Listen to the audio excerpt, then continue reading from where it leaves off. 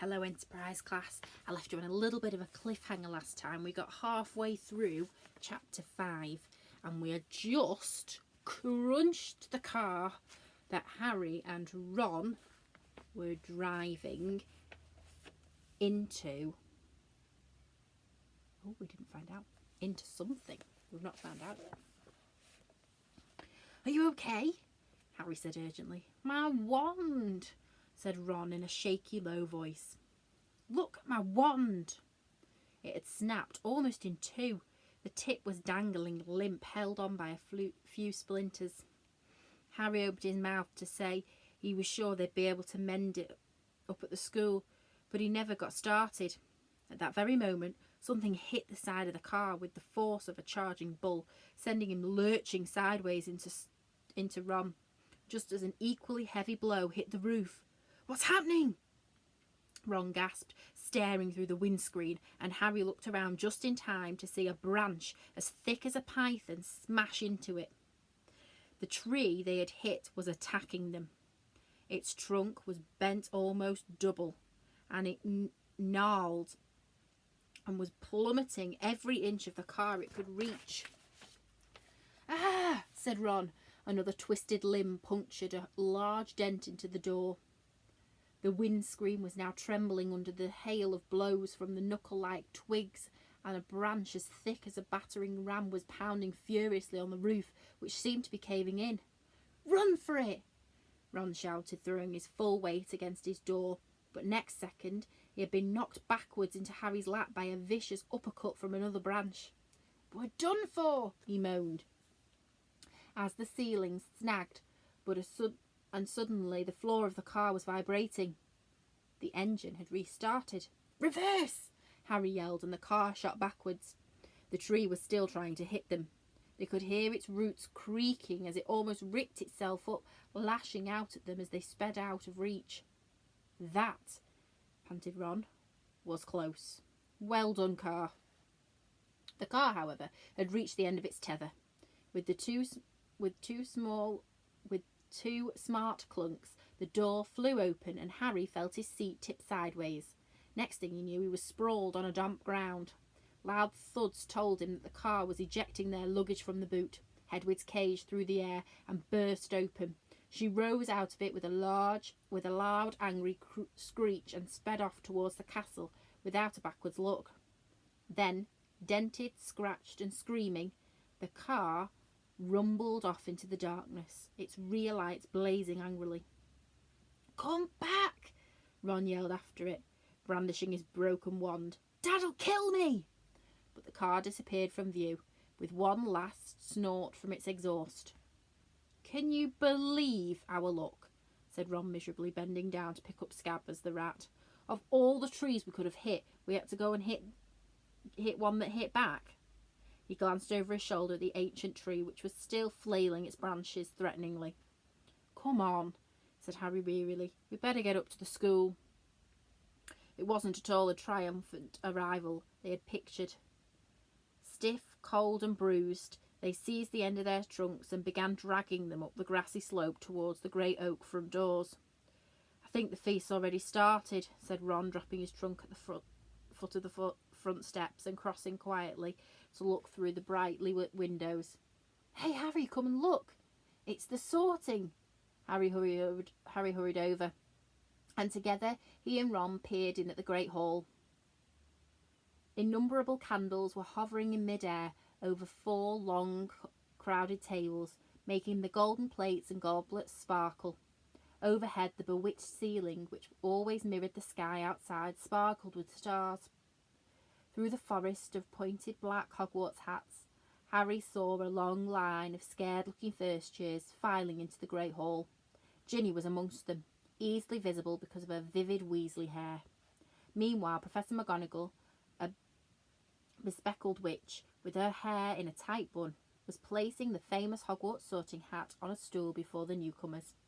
Every year, this aged-old, patched, frayed and dirty sorted hat sorted new students into the 4 Hogwarts houses: Gryffindor, Hufflepuff, Ravenclaw and Slytherin. Harry well remembered putting it on exactly 1 year ago and waiting, petrified, for for its decision as it muttered aloud in his ear.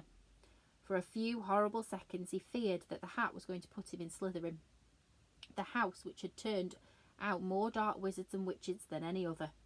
But he had ended up in Gryffindor, along with Ron and Hermione and the rest of the Weasleys. Last term, Harry and Ron had helped the Gryffindors win the house championship, beating Slytherin for the first time in 7 years. A very small, mousy-haired boy had been called forward to place the hat on his head. Harry's eyes wandered past him to where Professor Dumbledore, the headmaster, sat, watching the sorting from the staff table, his long silver beard and half-moon glasses shining brightly in the candlelight. Several seats along, Harry saw Gilderoy Lockhart, dressed in robes of aquamarine.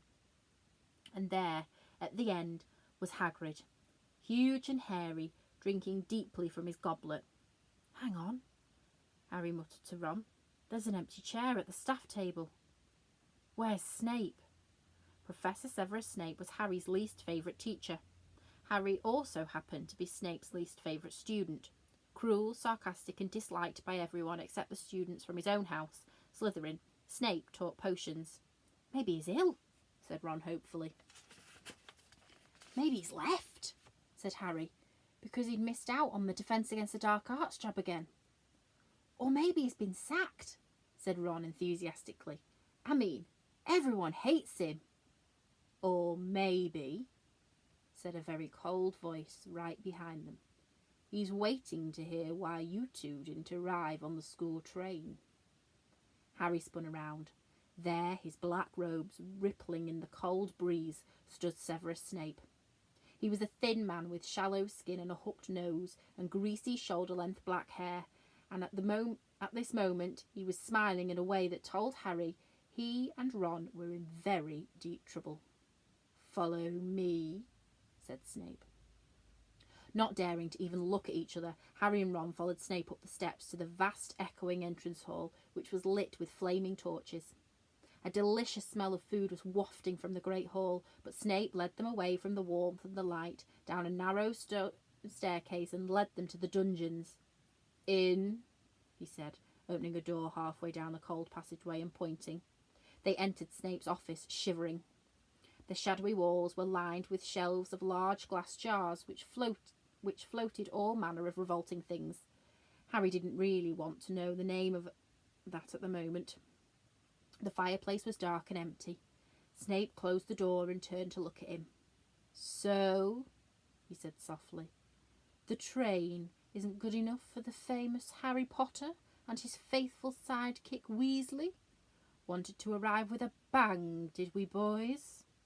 "No, sir. It was the barrier at King's Cross. "Silence," said Snape coldly. "What have you done with the car?" Ron gulped. It wasn't the first time Snape had given Harry the impression of being able to read his mind, but a moment later he understood as Snape unrolled today's issue of the Evening Prophet. "You were seen," he hissed, showing them the headlines. "Flying Ford Angula mystifies Muggles," he began to read aloud. "2 Muggles in London convinced they saw an old car flying over the post office tower. At noon in Norfolk, Mrs. Hetty Bayliss, while hanging out her washing. Mr. Angus Fleet of Pebbles reported to the police. 6 or 7 Muggles in all. I believe your father works in the misuse of Muggle artefacts office," he said, looking up at Ron and smiling still more nastily. "Dear, dear, his own son." Harry felt as though he'd just been walloped in the stomach by one of the mad tree's larger branches. If anyone found out Mr. Weasley had bewitched the car, he'd have thought that... "I noticed in my search of the park that considerable damage seems to have been done to a very valuable Whomping Willow," Snape went on. "That tree did more damage to us than we," Ron blurted out. "Silence," snapped Snape again. "Most unfortunately, you are not in my house, and the decision to expel you does not rest with me. I shall go and fetch the people who do have the happy power. You will wait here." Harry and Ron stared at each other, white-faced. Harry didn't feel hungry anymore. He now felt extremely sick. He tried not to look at a large, slimy something suspended in green liquid on the shelf behind Professor Snape's desk. If Snape had gone to fetch Professor McGonagall, head of Gryffindor House, They were hardly any better off. She might be fairer than Snape, but she was still extremely strict. 10 minutes later, Snape returned, and sure enough, it was Professor McGonagall who accompanied him. Harry had seen Professor McGonagall angry on several occasions, but either he had forgotten just how thin her mouth could go, or he had never seen her this angry before. She raised her wand the moment she entered. Harry and Ron both flinched, and she merely pointed at an empty fireplace where flames suddenly erupted. "Sit," she said, and they both backed into a chair by the fire. "Explain," she said, her glasses glinting ominously. Ron launched into a story, starting with the barrier at the station, refusing to let them through. "So we had no choice, Professor. We couldn't get on the train." "Why didn't you send a letter by owl? I believe you have an owl," Professor McGonagall said coldly to Harry. Harry gaped at her. "Now," she said, "that seems the obvious thing to have done." I didn't think." "That," said Professor McGonagall, "is obvious." There was a knock on the office door, and Snape, now looking happier than ever, opened it. There stood the headmaster, Professor Dumbledore. Harry's whole body went numb. Dumbledore was looking unusually grave. He stared down his very crooked nose at them, and Harry suddenly found himself wishing he and Ron were still being beaten up by the Whomping Willow. There was a long silence. Then Dumbledore said, "Please explain why you did this." It would have been better if he'd shouted. Harry hated the disappointment in his voice. For some reason he was unable to look at Dumbledore in the eyes, and spoke instead to his knees. He told Dumbledore everything except that Mr. Weasley owned the Bewitched car, making it sound as though he and Ron had happened to find a flying car parked outside the station. He knew Dumbledore would see through this once, but Dumbledore asked no questions about the car. When Harry had finished, he merely continued to peer at them through his spectacles. "Well, go and get our stuff," said Ron in a hopeless voice. "What are you talking about, Mr. Weasley?" barked Professor McGonagall. "Well, you're expelling us, aren't you?" said Ron. Harry looked quickly at Dumbledore. "Not today, Mr. Weasley," said Dumbledore, "but I must impress upon you the seriousness of what you have done. I will be writing to both your families tonight. I must also warn you that if you do anything like this again, I will have no choice but to expel you." Snape looked as though Christmas had been cancelled. He cleared his throat and said, "Professor Dumbledore, these boys have flouted the decree of the restriction of underage wizardry, caused serious damage to an old and valuable tree. Surely acts of this nature. It will be for Professor McGonagall to decide on these boys. Punishment, Severus," said Dumbledore calmly. "They are in her house, and therefore her responsibility." He turned to Professor McGonagall. "I must go back to the feast, Minerva. I've got to get out a few notices. Come, Severus, there's a delicious-looking custard tart I want to sample." Snape shot a look of pure venom at Harry and Ron, and as he allowed himself to be swept out of his office, leaving them alone with Professor McGonagall, who was still eyeing them like a wrathful eagle. "You'd better get along to the hospital wing, Weasley. You're bleeding." "Not much," said Ron, hastily wiping the cut over his eye with his sleeve. "Professor, I want to watch my sister be sorted." "The sorting ceremony is over," said Professor McGonagall. "Your sister is also in Gryffindor." "Oh, good," said Ron. "And speaking of Gryffindor," Professor McGonagall said sharply, but Harry cut in. "Professor, when we took the car, term hadn't started, so Gryffindor shouldn't really have points taken from them, should it?" he finished, watching her anxiously. Professor McGonagall gave him a piercing look, but he was sure she had almost smiled. Her mouth looked less thin anyway. "I will not take any points from Gryffindor," she said, and Harry's heart lightened considerably. "But you will both get detention." It was better than Harry had expected. As for Dumbledore's writing to the Dursleys, that was nothing. Harry knew perfectly well they'd just be disappointed that the Whomping Willow hadn't squashed him flat. Professor McGonagall raised her wand again and pointed it at Snape's desk. A large plate of sandwiches, 2 silver goblets, and a jug of iced pumpkin juice appeared with a pop. "You will eat in here and then go straight up to your dormitory," she said. "I must also return to the feast." When the door had closed behind her, Ron let out a long, low whistle. I thought we'd had it, he said, grabbing a sandwich. So did I, said Harry, taking one too. I can't believe our luck, though, said Ron, thickly looking through the mouthful of chicken and ham. Fred and George must have flown that car 5 or 6 times and no muggles ever saw them. He swallowed and took another huge bite. Why couldn't we get through the barrier? Harry shrugged. We'll have to watch our steps from now on, he thought. He taking a grateful swig of pumpkin juice. Wish we could have gone up to the feast. She didn't want us showing off, said Ron sagely. Doesn't want people to think it's clever arriving by flying car. When they'd eaten as many sandwiches as they could, the plate kept refilling itself. They rose and left the office, treading the familiar path to Gryffindor Tower. The castle was quiet. It seemed that the feast was over. They walked past muttering portraits and creaking suits of armour, and they climbed narrow flights of stone stairs until at last they reached the passageway where the secret entrance to the Gryffindor Tower was hidden behind an oil painting of a very fat woman in a pink silk dress. Password, she said as they approached. Said Harry. They didn't know this year's password, not having met a Gryffindor prefect yet, but help came almost immediately. They heard hurrying feet behind them and turned to see Hermione dashing towards them. There you are! Where have you been? The most ridiculous rumours. Someone said you'd been expelled for crashing a flying car. Well, we haven't been expelled, Harry assured her. You're not telling me. You did fly here, said Hermione, sounding almost as severe as Professor McGonagall. Skip the lecture, said Ron impatiently, and tell us what the new password is. It's Wattlebird, said Hermione impatiently, but that's not the point.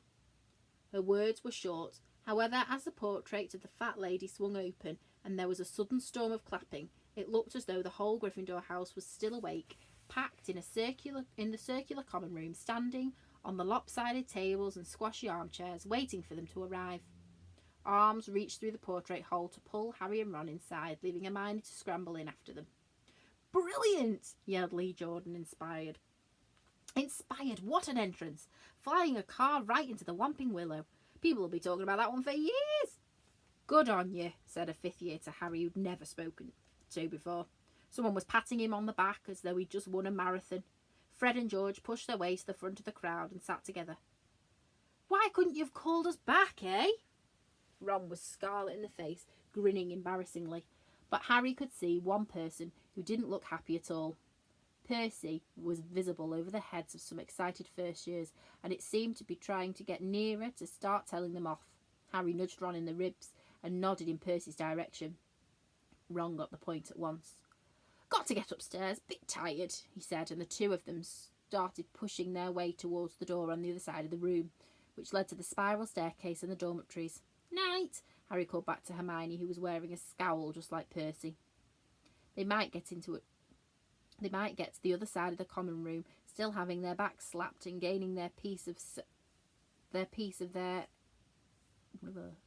their backs slapped and gained the piece of their staircase. They hurried up it, right to the top, and at last they reached the door of the old dormitory, which now had a sign on it saying 2nd years. They entered their familiar circular room and its 5 4-posters, hung with red velvet, and its high, narrow windows. Their trunks had been brought up for them and placed at the end of their beds. Ron grinned guiltily at Harry. I know I shouldn't have enjoyed that or anything, but the dormitory door flew open, and in came another 2nd year Gryffindor boys. Seamus Finnegan, Dean Thomas, and Neville Longbottom. Unbelievable, beamed Seamus. Cool, said Dean. Amazing, said Neville, awestruck. Harry couldn't help it. He grinned too. Okay, we are up to chapter 6, which is called Gilderoy Lockhart. I'll see you later.